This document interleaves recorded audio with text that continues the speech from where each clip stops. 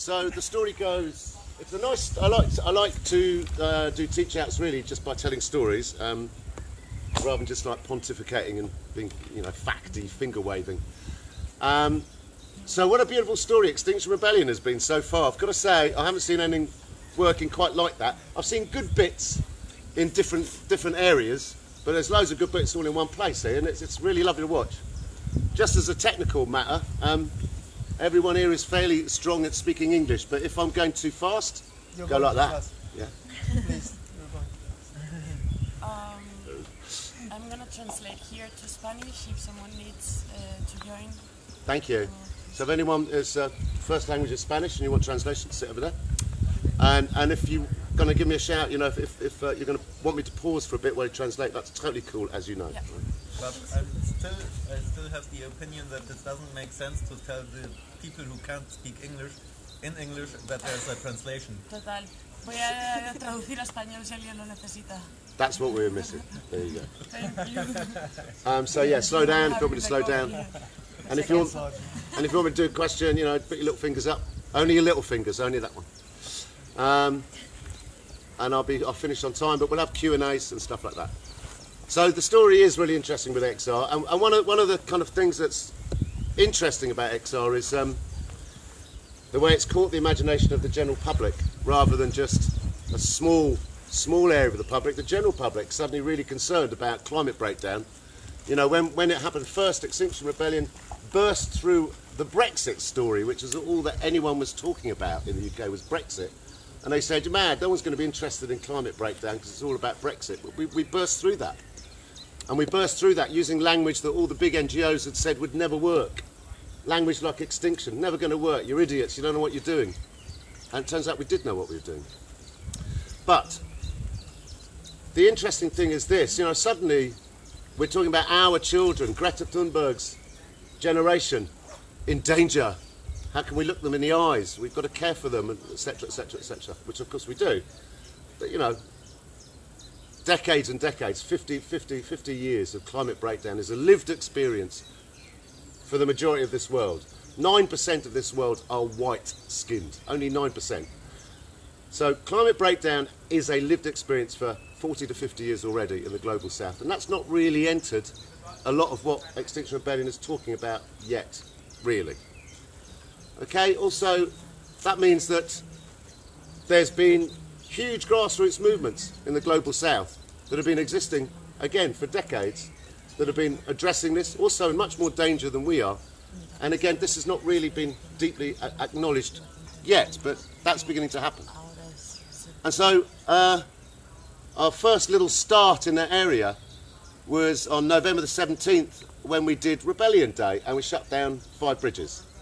And we got together 6 Global South, or Majority World, depends on what language you want to use, 6 Global South voices to go on the bridges, each talking for about 10 minutes. So we had Raki App from West Papua, total dude, okay, with the amazing feather headdress. He's sort of in exile from West Papua. When he was older, he realised that his dad had been murdered in West Papua for standing up against what was happening there. We had Audu, a shaman from Mongolia. Again, she was sort of in exile from her own country. She'd really shook the cages quite a lot while she was there about Western extractive industries, utterly destroying huge areas of Mongolia. Sorry. Sorry. Could someone translate to German from English? From English to German? Yeah. Yeah, thanks. Thank you. English. No problem, man. Thank you. You're welcome. Está hablando ahora mismo de la... So Audu from Mongolia, West Papua, Raki, Kofi from Ghana, and who else do we have there? So we had Rumana from Bangladesh. So Rumana from Bangladesh, so she fights for the Pulbari Solidarity Network. So that's a huge organisation that's trying to stop open cast mining in Bangladesh. Several of their comrades just been, are murdered for standing up against this. And we had someone speaking from India as well. So 6 countries basically represented. Now, okay, on the one hand, that's great, okay, but on the other hand, what is that really? It's just like, okay, we're all here, we're blocking the bridges, this is an exciting new movement. We're just going to put 6 voices up here, they're all going to speak for 10 minutes, so let's quickly take that on board, and then let's get on with the rebellion. And really, this has to change. There has to be a better way of matching these two narratives. It's not like we're just ticking a box. It has to be at the heart of this. And that's a really hard thing to cross, right?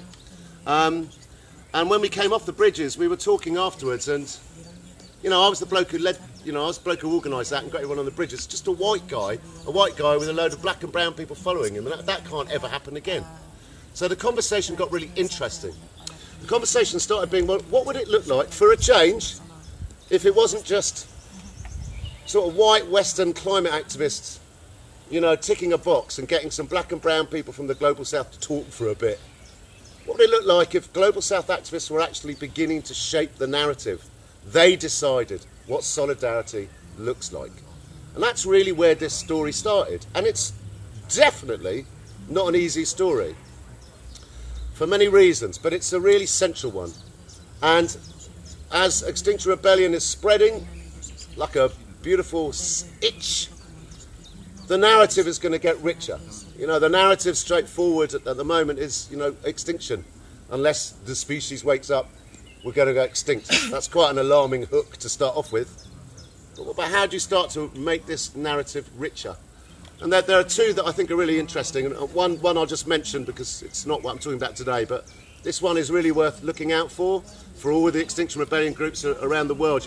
You'll be in countries where, when you talk to your people in your country and say, we have to move to carbon net zero by 2025, in their head, the majority, in their head, they're imagining you are telling them to live in a cave with a carrot and a bit of tofu and maybe a candle every Tuesday.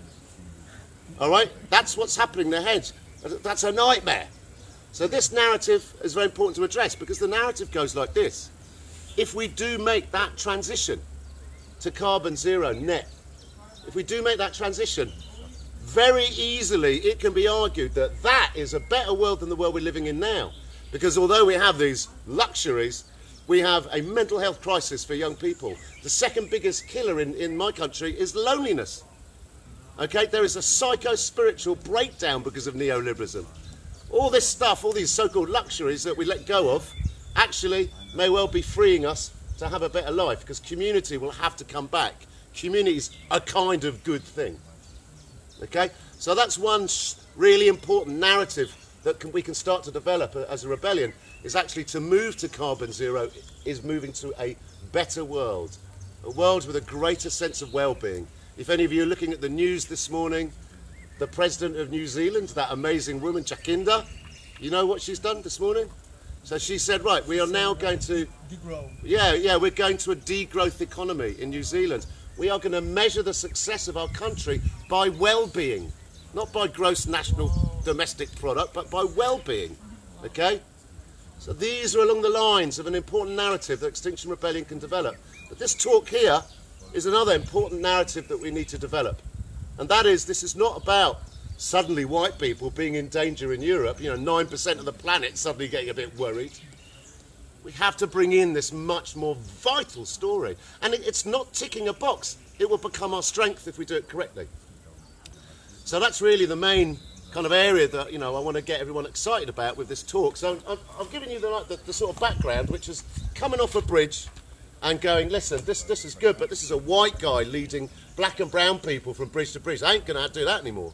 So how do we do this? And then the conversation became, okay, so what would it look like if Global South activists actually framed what solidarity should look like? And that's where this all began. This is the Internationalist Solidarity Network of Extinction Rebellion. So one of the first things that emerged, and really, as Ramona from Bangladesh put it, because a lot of people kind of go on about intersectionality, which is of course very important, or decolonizing the mind, and that all these language that can be quite frightening for people. Okay, it's not. Ramona said, look, it's just retuning. It's just slightly retuning your perception. That's it. It's fine. It's no biggie. Okay, and there's some simple things for us in the West or in the minority world in the North, right? For us, okay, yeah, let's contact let's contact groups in Brazil and support them. Okay, so one of the first things is they made, you know, some countries, they're in danger of being killed just for you emailing them, for God's sake. Security, it's beyond I don't know what country you're from, but you were nodding about this earlier. Well, where are you from, Bob? Argentina. Exactly, right? So there are several countries that we're already working with where the first thing we've had to do is establish secure comms. You know, that's why it's brilliant. We've got this fellow here who's doing Mattermost. You know, it recognises the fact that we have to have secure comms for so many nations that we are working with and that we're going to be working with. All right, it's a fact of life. For so many people, they're going to get killed just for talking to us. Which brings us to the pink boat. So the amazing, famous pink boat on Oxford Circus. Yay for the pink boat. All right, I mean, it was a magic thing, yeah? I mean, that's one of the most famous shopping streets in the world, Oxford Circus, Oxford Street. And there in the middle of it is a huge pink boat. And the pink boat was called Berta Caceres.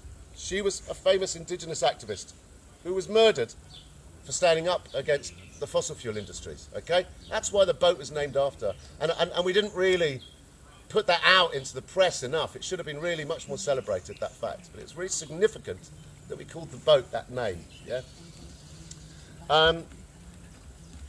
And so it's understanding how to work with those groups. Understanding how to work with those groups. Who are you waving at, Mum or what? No.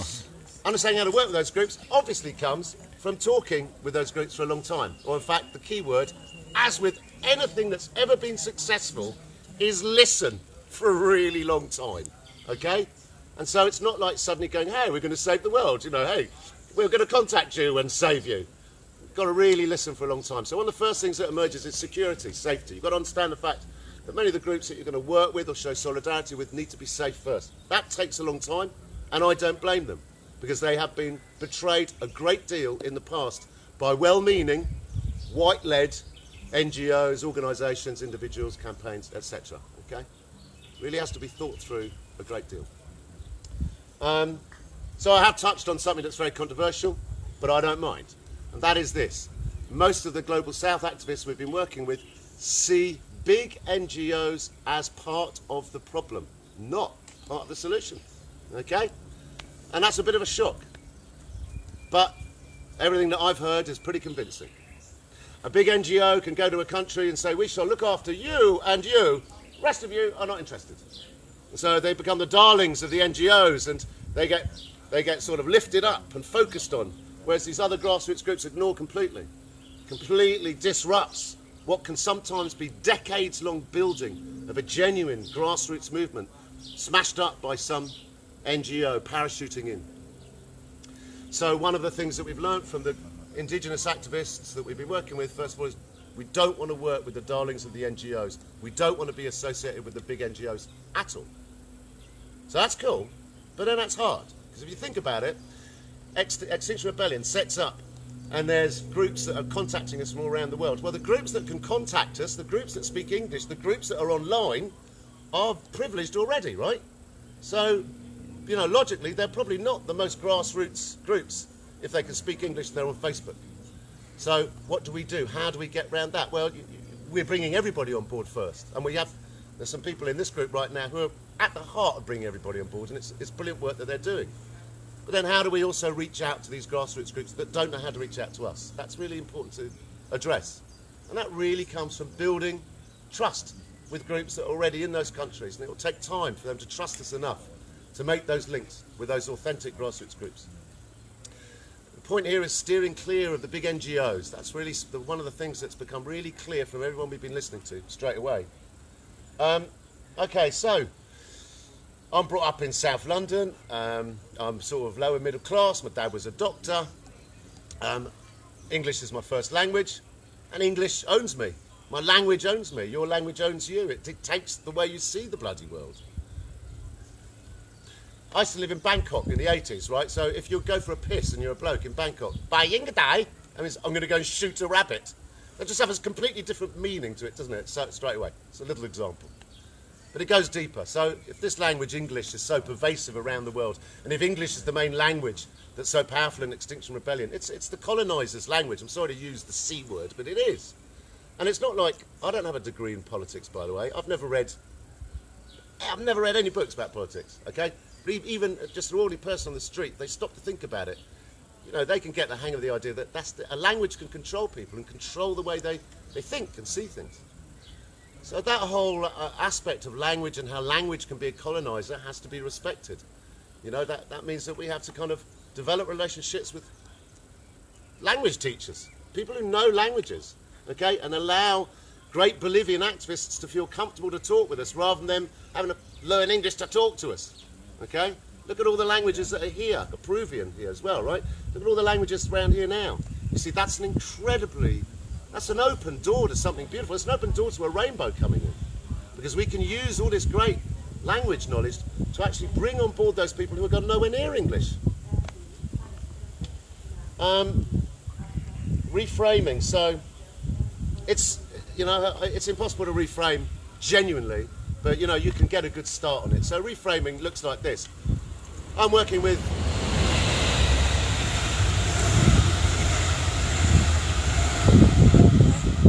I like that actually, you know, these sudden unexpected pauses. I'm working with anyway. So in the group that we're working, there's two people who identify as, 3 people who identify as African, right? So well, you'll never know what it's like to have been, you know, one of them is like in his mid-60s, right? So he has had, you know, 65 years, 66 years, okay, with generations of oppression, right?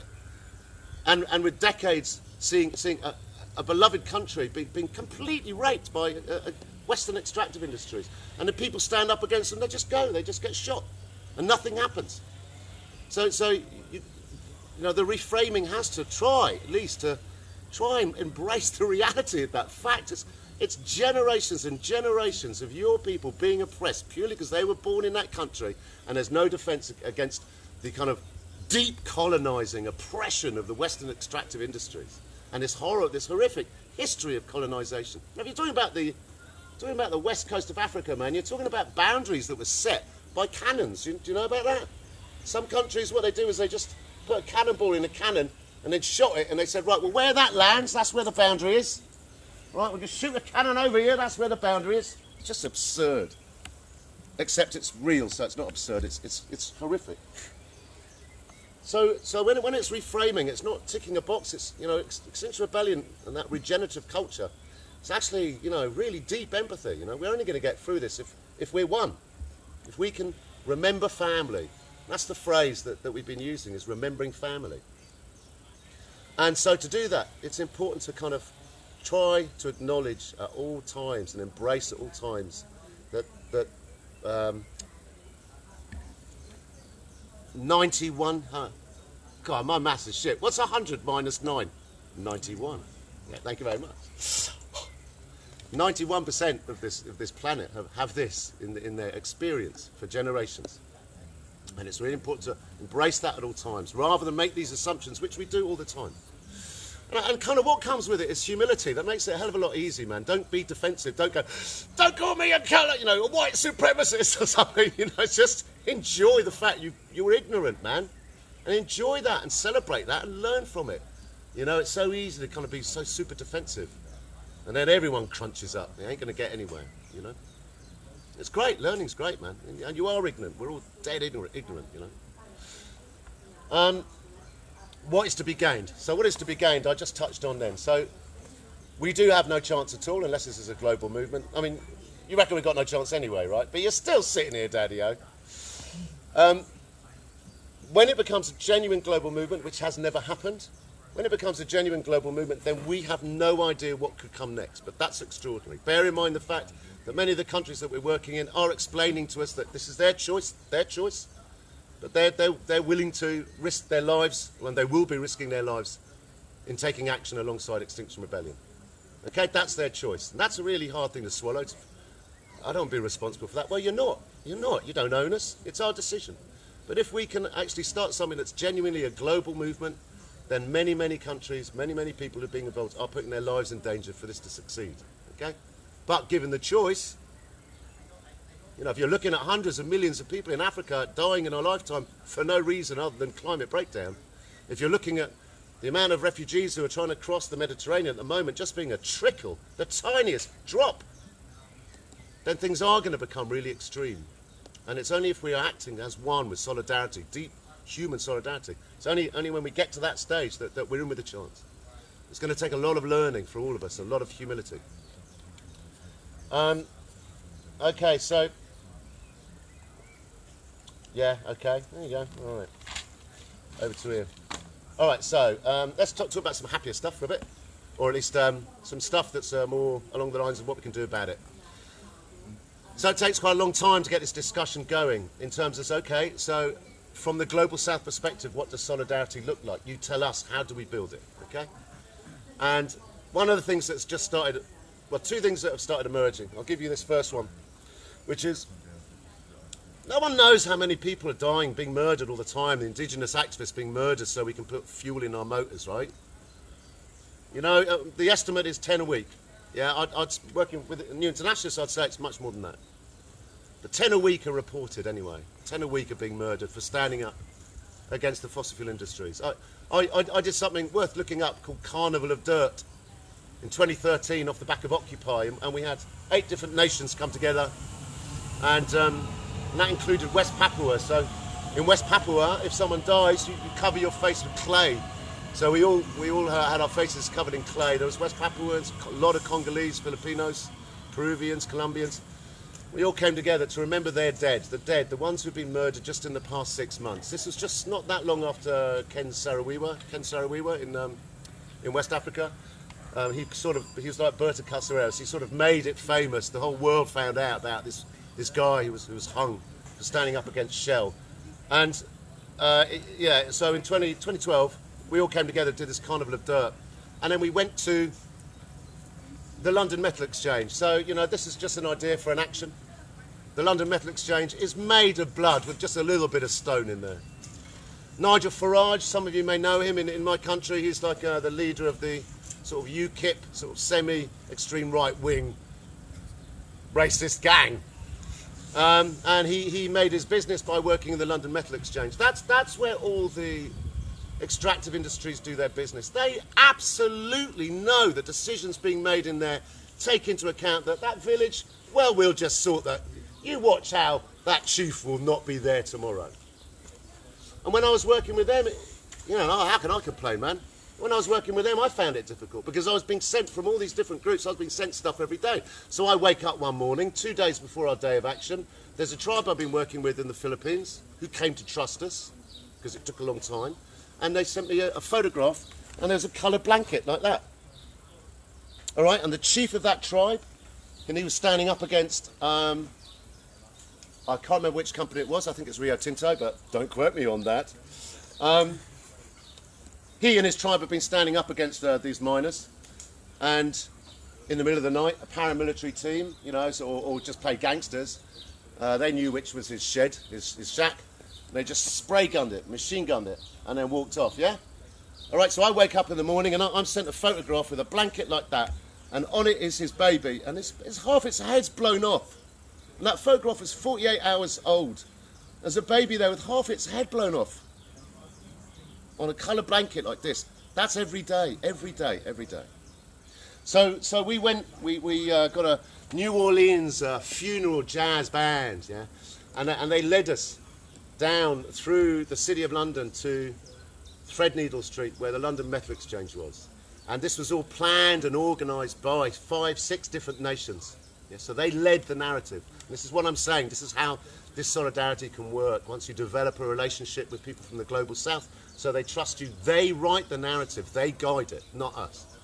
And so we solemnly went down there, we stopped at different places. Each nation gave speeches about what their lived experiences of climate breakdown, their lived experience of the violent colonisation of Western extractive industries.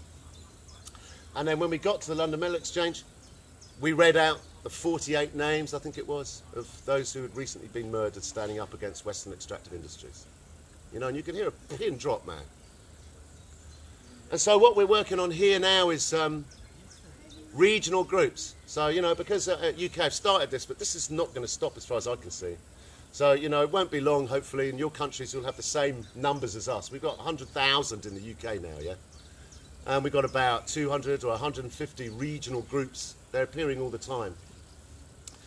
And so what their regional groups are going to do, you know, when you've got your newspaper and you've got the bit in the newspaper at the back, obituaries, where people have died, yeah? So our regional groups, they are going to choose indigenous activists who have recently been murdered, and they're going to write the obituary. They're going to put them in the local papers with their photographs. You know, those obituaries are usually for, you know, John Leonard, who lives down the road, you know, our favourite publican, you know, or Susan Higgs, we loved her dearly. And then in the middle of it is, you know, a guy from Peru who was murdered on Tuesday for standing up against Rio Tinto, you know. And they'll have the details, they'll have the photographs. So they're going to start putting that in the regional, the local papers first. Okay, and then we like to spread that to the national papers. And we will do this, we'll easily do this. And then we want this to go global. We want people to writing obituaries across the world for those people who are being murdered on a daily basis for standing up against Western fossil fuel industries. Just for your information, there's a lot of wavy hands.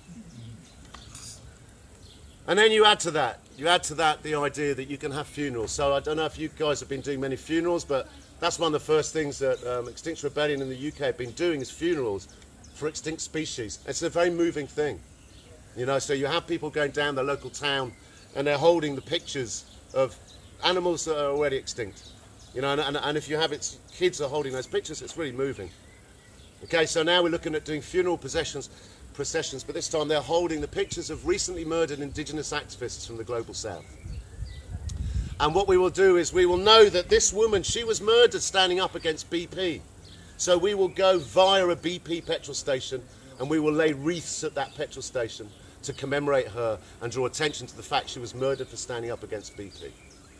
You will go past jewellers' shops and there will be Congolese who have been murdered who have been standing up against the environmental destruction of a mining industry that's extracting diamonds, etc., etc., etc. Yeah? So these are some of the things that are coming down already. Now, what we've done is we've joined, well, XR Youth, they're a sort of beautiful separate entity of their own, okay? And they have this naturally, man. They don't have to read New Internationalist. They don't have to have any lectures or talks or books. They just know naturally. This is just, we will not call ourselves human beings until this is gone. So they are drawn towards taking action like this already. And what they've started doing is they are linking up with indigenous activist groups in the global south. For example, some of our XR youth are linking up with youth activists in Ghana. Now, what that means is, when our youth take action over here, and some of them are 17, 18, 19, 20, when they take action in the UK and they get arrested, the Ghanaian youth will go and demonstrate outside the British Embassy in Accra, yeah? And vice versa. When the Ghanaian youth take action, all right, our youth will demonstrate outside the Ghanaian Embassy, okay, in the UK. And this is drawn from the youth in both countries have developed this, all right? So in Bristol, we've got, just see, I asked you what that was, I've forgotten already. Yeah, so it's Bieras, what was it in Mozambique that got hit so bad? Biera. So in Bristol, what they've done, so Bristol is a city in the west of the UK, and in Bristol they have they've joined with Biera, so they do actions in support of Biera. So the idea is that we can have local groups join up with groups in the global south and act in solidarity with them and do demonstrations in solidarity with them, yeah, and learn from them. And maybe that extends to exchanges with, you know. We're talking at the moment with a guy who's doing, what's it in Hitchhiker's Guide to the Galaxy? Is it Cafe at the End of the World? Yeah. Cafe at the End of the World. So he's got Restaurant at the End of the World. No, it's a restaurant. It's restaurant. Okay, so in the book it's restaurant. This guy's got, anyway, who cares? But basically, what it is he's got a travelling cafe. So what he's going to do is the indigenous group that we join up with in the global south, we get their recipes, he cooks their food. I don't think they're going to cook our food, because who the hell likes sausage and bacon anyway, really, and eggs. But we're going to cook their food and have live stream link-ups, yeah? So you have Zoom link-ups with the activists in that country. Okay, so there's all these ways of opening up dialogue. And remember what I said in the beginning, listening is the key to everything. If you're going to achieve trust, then you've got to listen for a really, really, really long time. Because so many of the Global South groups have been betrayed. That completely understandably, they have no trust, but they have a lot of interest in Extinction Rebellion. Right, so let's go back a little bit to decolonizing the mind. So you know, it's funny, isn't it? You know, I'm no big fan of the established activist world at all. I'm no big fan of the established left, actually. You know, and I've got a lot of friends in them both, but they're clearly not the answer, are they? No doubt about that. That's just not the answer, because it would have worked, yeah? So there's a lot of decolonising lessons that you can get given to you by people, which I think is coming from a you know, slightly weird place at the end of the day. It's all very self-righteous and very serious and joyless and finger-pointing, you know, and as my Bangladeshi friend said, it's just simply reattuning, it's just altering your perception a little bit. So what we're doing is we're developing decolonising materials, teaching materials, but they're being written by the colonised, they're being written by the Global South. It's using the Global South, their choice of language, and there's new language that's emerging, which is just fantastic. You know, the Zapatistas in Mexico, who are just heroes, man, and they had a military campaign which would have meant thousands and thousands being killed, and they just went, there must be a better way, man, and so they just stopped their campaign, and they joined the peasants, and they lived with the peasants as peasants, and when they came back with poetry. That's how they describe it. We came back with poetry. We came back with the poetry of the peasants. And that's how they became so powerful. And in the same way, you know, we need to learn the poetry of the Global South. We need to learn the poetry of the oppressed. Not the condescending, patronising, finger-wagging language. Learn the poetry of the oppressed, because it's beautiful. And so pamphlets and teach-outs that are decolonising, that operate from that place, are one of the things that we're also developing, which we'd really recommend as a great way of starting to kind of build this new structure of real solidarity. And also, you know, you're the only person of colour here, as you pointed out earlier, dude, right? So, you know, there's loads of stupid ways of trying to deal with that, like, you know, just running up to someone who's black or brown, come and join our group, you know, shut the fuck up. What you can do is start to learn the language that actually makes this much more inclusive. There are ways of acting that are really, really inclusive. You know, as Josie said earlier, one of the 3 pillars of this gig is radical inclusivity, you know, and trust and active listening. So radical inclusivity, got to take that incredibly seriously. You know, so we don't really address that by running off and trying to tick boxes. What you do is look at your language, look at the way we communicate, and listen for a shed long time before you start becoming truly inclusive, before you start becoming truly welcoming. And if you're going to be truly welcoming, you have to indicate you understand all this, that you're not like, I want you to join our group because, you know, you're black and we're all white. It's more like, until our struggle is won, then we're not going to get anywhere. Yeah, that's the famous thing, isn't it? You know, don't come and help me, okay? Only come and join me when your struggle is my struggle. That's okay. Don't you come down here and tell me what to do and save me. Be here because you understand finally that your struggle is my struggle. And then things are different, okay? So it comes from an attitude. It doesn't come from any bloody degrees, man. Okay, so... Always there for... Yeah. Okay. I've been pontificating now for a long time, for 40 minutes. So we've got 20 minutes left. I guess the round-off is this, yeah?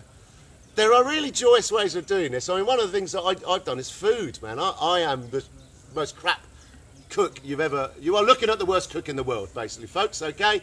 I can't handle toast. My fish fingers become fish toes. Everything's a nightmare, okay? But I've set up... You know, I live in a council estate with 42 flats. And in there are 32 nations, yeah? So we raise money, give every different nation 20 quid. 20 euros, yeah? All right, and then on Saturday, cook the food and let's all have it. There, now you're building something beautiful. And it's nothing to do with politics, is it? There's no learning about my history. And it's just like, what the hell's in that? That's amazing. So food, you know, be creative in how we start cross-culturing and cross-fertilising and cross-pollinating food. And the other obvious one is music, man. Music, you know, I mean, and that's happening to some extent, you know, but there are really joyous ways of making this more inclusive. And I don't underestimate food and don't underestimate music. So maybe on that note, what would you add to that list? What else can we do creatively, you know, or joyously, rather than patronisingly? Yeah, dude. Play together. Yeah, playing like what? What? Like everything, like theater, like, I don't know, some funny games. Yeah. But also like theatre, here, man. Outside. Yeah. Inside, whatever. Right on. Yeah, in Copenhagen we're gonna start doing like workshops with kids or young people that they're in the street and don't have anything to do. Yeah. And the first proposal is to show them how to build things with pallets, because you can build a house with a pallet. So With what? with pallets. Oh, with pallets. Yeah. So yeah, we start to do those kind of things. Solidarity.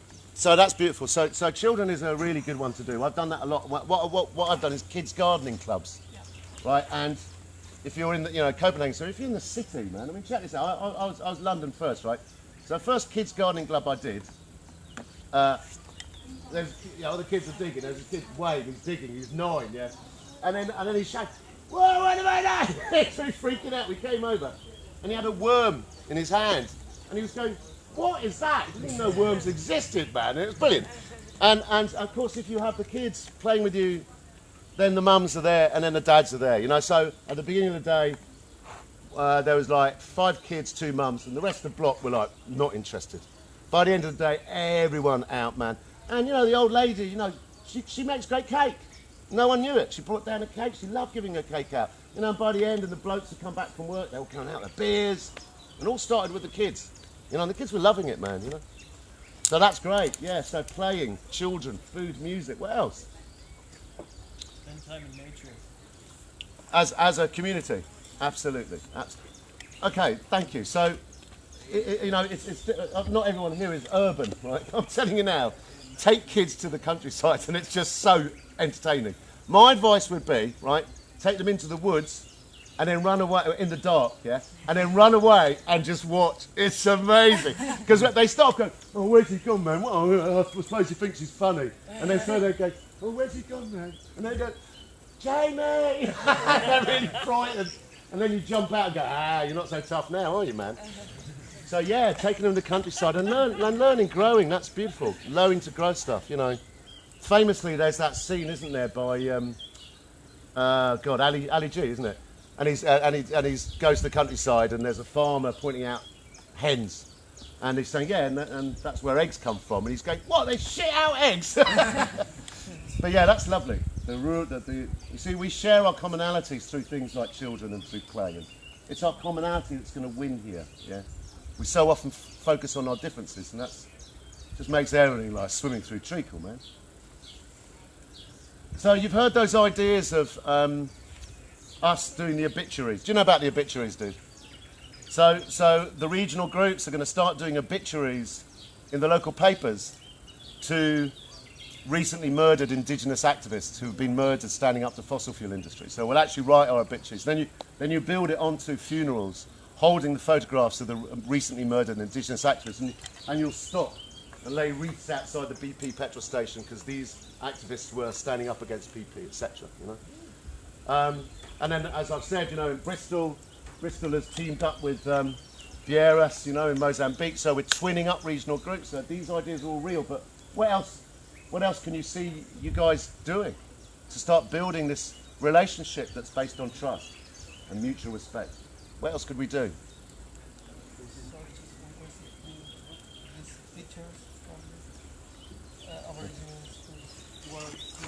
Try to stop fuel companies. Just fuel companies or mining corporations? Absolutely, yeah, sorry. So, thank you. So, yeah, I'm just giving you the example of, stopping outside a BP, a petrol station, yeah? But look, man, we all know about shareholders meetings, yeah? What they call AGMs. All of these companies have to come together every year, okay, for their shareholders. So you can buy a ticket, buy a share, and you've got the right to go in. So, I don't know which one we did. Oh, I know. It was a mining company, a Bangladesh mining company, and they were holding their AGM in London, and our crew went down and locked on and stopped it happening. It's easy to do. The shareholders, man. Look at them. They're elderly people. They just want to make a bit of extra money. They bought shares. They don't really know that there's blood in those shares. You need to make it clear. And then so often they'll go, "I had no idea." You need to make it common knowledge. Common knowledge. that there is blood in that profit that you're making. And so many people will go, I just didn't know. So you're right, yeah, you can hit mining companies, oil, fossil fuel extractive companies, but you can go deeper. All right, one of the companies that I've had a lot of fun hitting, and they've actually ended now, but they were called Bell Pottinger, right? So, let's get those sneaky companies. You know what they do? Those sneaky companies, their job is to make the world look somewhere else. Okay, they're PR companies.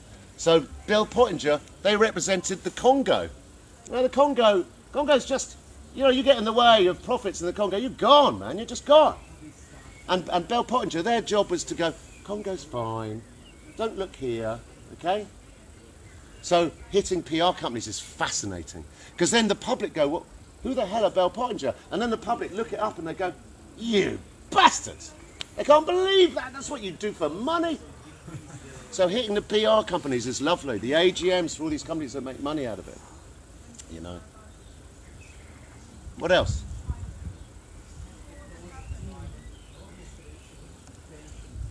Yeah, we were also thinking about doing like what is called cafe philo, like a philosophical coffee, and like be open to subjects, different subjects, and people can talk about difficult things and learn how to talk about them, and like do more social gathering. We really need this to show solidarity. So. You've got loads of great ideas, man. I think it's great, and you're operating in Copenhagen, yeah? Yeah. All right, so let's pick up on that. So there's one so far, and it's called the Extinction Cafe. All right, so that's in Frome in the West Country of England, and we're going to build on that. They're making a film about it at the moment, so that everyone can see it and go, what a great idea. And so the Extinction Cafe is where people can go and have these discussions. The original idea was, grief is really a big part of the Extinction Rebellion. That's because if you really take on board the science, it breaks your heart. And what do you do with that? You can't just kind of have your heart broken and everyone goes, bye, So you have the Extinction Cafe where we can share the grief. And then we can also start to build these kinds of conversations about how you can show solidarity with the Global South.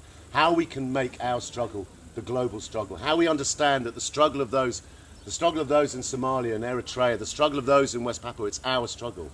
We are one. And how we can begin to build that takes a conversation where we hold each other, we hold our feelings, we hold our thoughts, and we allow ourselves to kind of feel these deep feelings. Because we've been blocked off from them for so long, it's really hard for us to get our heads around it, But yeah, cafe's great. Music, food, play, AGMs, stopping the AGMs, laying wreaths outside BP, doing the funerals. Yeah. Yeah, so having a place where you can share stories. People really like telling stories. You don't have to be art in the traditional sense. Have a place where you can tell your story. Yeah, totally, man. What happens a lot is people try and communicate everything through judgment. But the real communication is through feeling. With judgment, there's a sort of block. There's a gap to jump, and you jump in or you don't. But with feeling, it's going straight in, man. It's just a two-way river. So sharing stories create feeling, which is great. Could you elaborate on that? The feelings rather than Judgment. So if you're, like I'm a teacher, yeah? A secondary school teacher, teenagers. So I've spent ages trying to teach Shakespeare, right? Okay, Shakespeare's really difficult language, and it's all a bit odd, right? But just get down to the story, the heart of the story. So what the stories make you feel. And if you explain it like that, kids go, wow, and they're really into it, I mean, I don't know if you know King Lear. Do you know King Lear by Shakespeare? Shakespeare is one of the coolest writers around, man. And King Lear, when he's blind, he's just, I'm going to just kill myself. So he goes on the top of this, just a little ledge. It's only that far, right? He's on the top here, and he thinks he's on the cliffs of Dover. He thinks it's a long drop, and he thinks, goodbye, fair world, I'm going to die. And he throws himself off, and his mate watches him. And his mate comes down and says, oh my God, you jumped all that way and you're still alive. That's amazing, and it's just an amazing thing to have written. And the king goes, oh my God, maybe I should be alive if I've jumped and I didn't die and all this stuff. And it's just Talk about how that makes you feel, that the feeling of it, the story of it, the joy of it. That's what communicates everything, man. I've had enough of the left shaking their finger. And the right, we've all had enough of the right shaking their finger. It's us, man. Just be human beings, and it's just joyous. So stories are so important, and through cafes we can tell them, and through music and play we can tell them. But also remember, the first thing is, go back to the beginning of this, is listening for a really, really, really long time. Yeah, there's absolutely every reason the Global South, grassroots activists, every reason in the world for them not to trust you. So you make no judgments and you listen for a super long time. And that's the thing, you know, you'll begin to realise that actually your struggle for liberty is their struggle for liberty, and vice versa. You're not going to come there and tell them, I'm going to help you. If you listen for long enough, you realise this is one struggle. We are one. You know? I'm saying like a real hippie now. But that's the way it works, yeah? It's the way it works. I'm speaking from experience, not from a book. I sound like I'm really anti-books. I quite like some. Okay, we can end early if you want. Any questions? Oh, hold on. I'll tell you what. Yeah, dude, yeah, please. You said at the start that in the Global South we should not associate with big NGOs. Because there's No, I didn't. I said that the Global South have been telling us that. Yeah. Oh. Yeah. And that's what I've been listening to. Yeah. You can look more into it. Big NGOs, part of the problem, part of the solution. You just put that in. There's some very convincing reasons why. But no, this came from me listening to Indigenous activists saying that. Yeah.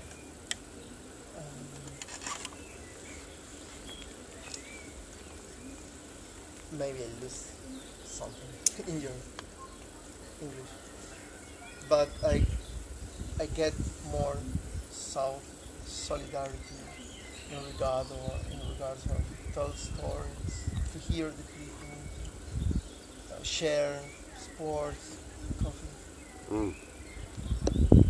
And I'm thinking the whole time the real problems. I mean, the picture from Aboriginal or social worker from somewhere who's against the mining corporation, bring it to the middle exchange, it's right.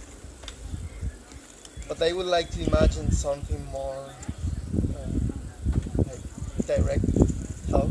Yeah. And some things come in my mind.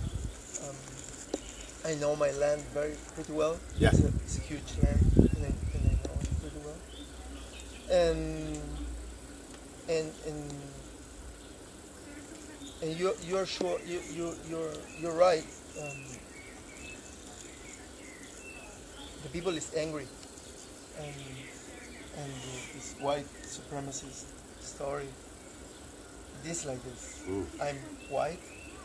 My parents come from Italy and Syria, blah, to Argentina, running away from wars and hunger.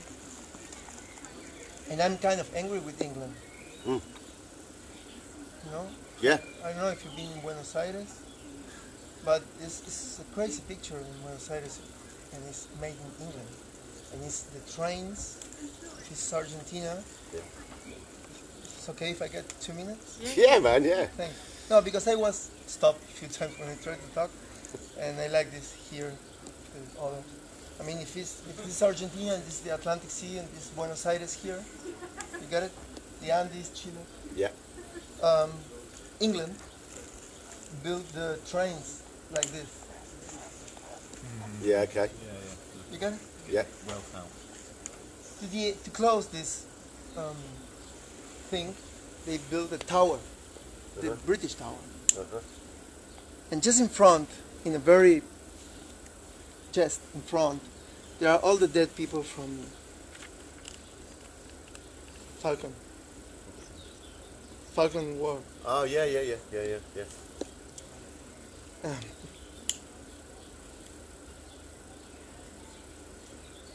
It's very hard. Yeah, I can see that. And it's very, very hard. Because all these trains, most of these trains, still just taking out natural resources. And that's why we have 30 million people living just in 3 cities in a country that is 8 times Germany. We have half population from Germany just in 3 cities or in 3 states. And if we try to be sustainable and to take care of the land and blah blah blah, it's very fucking difficult to get a tree to plant it, to water supply to plant a tree, to get education in the little villages, and then our slums grows and the little villages disappear. And it's right, you take the picture to the metal exchange, will help in the conscience of somebody on the earth. But we need direct help. What does that look like? Does look like there are some Aboriginal communities, there are some small farmers, there are some people who try to build sustainable communities with nothing. With nothing. And it's very, very difficult. And we talk with, representation of Argentina, where it sounds pretty huge for me. And we don't have to build there a new movement to defend a new. There is already a lot of movements, social movements. Yeah. And we just have to tell them, hey, we know already. What's the problem? Okay, the problem is this. What we need this. Hey, Extinction Rebellion Europe, or USA, or Canada, or Australia. Hey, look, we need this. And it's a damn shame, but we are talking about, in an easy way, money. Yeah. Because you don't gonna send us a container full of tools. It's not easy. I tried already. Why? What happens if you send a container of tools? They get stopped on our aduana. Barrier, like At the front, the border, the government control and They'll blah blah blah. take it. Because there is a lobby from Germany and England who don't want us to develop. Yeah. Because if we develop, there is a big competition from, So two things that you're saying. One is, what's really important is we have to listen for a long time to the groups that already exist, so the grassroots groups that already exist, rather than just appear and make it all up, right? The second thing is this, which is, if we establish for a long time strong relationships with the groups that already exist, then we can work through your groups to make sure that it's not just a container of tools that's sent from England, but it's actually something that we develop with you, so you know exactly what's needed and you can be trusted to make sure that it gets to where it's meant to go, right? Yeah, right. And I think in England, in London, like this very cosmopolitan city, I'm pretty sure you have people from every single third world land that and there are also organizations. There is an Argentinian organization in England, in London, and if we talk with them, they know. And if this is connected with Extinction Rebellion or without them, you talk with Extinction Rebellion bring you the list of things we need, let's say, or some of you travel there from the Solidarity South. Yeah. Whatever. Talking about regenerative culture, also, that is very important. Yes. We have a big reserve there. Place, space, natural resources. And if this north gets fucked up, you're very welcome to go there and live there. And it will be very nice if we really, like you said, it's not what you need to help you. It's like, try to understand. Yeah. But it's a shame, but we talk about money, we talk about tools, we talk about, we produce I was living until November in a little village, 65 people. 5 years ago was 100 people. But the slums grow, the old people die, the young people go to the cities, the little village disappear and come Monsanto or a big mining corporation. Yeah. Well, we cannot move our production. We don't have transport. It's very difficult. We have a Fiat Ducato from 92 that gets broke every month, and it's all like this, like, you know, and here we throw Fiat Ducato to garbage. Yeah. Well, we've only just started though, and this is the second national gathering, isn't it? Second one, yeah. You know, so we're only travelled a little while, man. You know, I don't see any reason why, if this continues to be global, then we're not gathering in that village where you are, in Argentina, and vice versa. Well, it is vice versa. But this is only going to work when we truly understand that our struggles for liberty are the same. And we can only do that by listening for a long time and being in those places. You know? Otherwise, it's all just on paper, man. Yeah, anyway, we have to make it easy. We don't have to discuss too much anymore. We know already what we need. Yeah. You know what's the problem are. Yeah. Let's act. Yeah. We don't have time. Yeah. And we still have in some places without too much military on us there. Okay. No, it's not Mexico.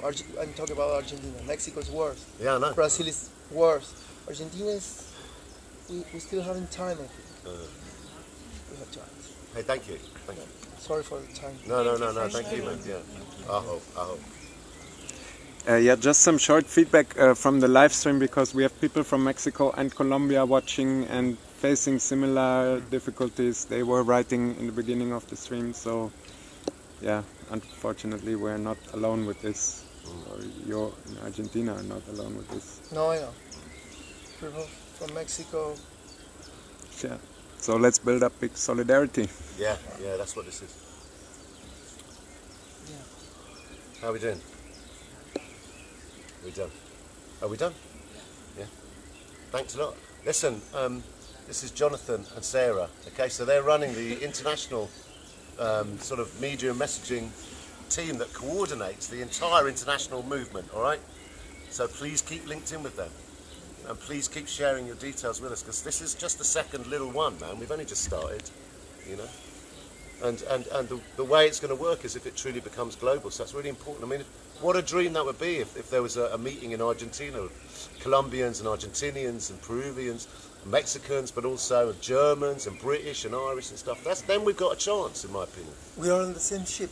Yeah, man. Yeah, we're in the same ship, bro. Titanic. The Titanic. No, Titanic. Maybe it's the pink But the Titanic. iceberg is baby. no more there. We are the boat.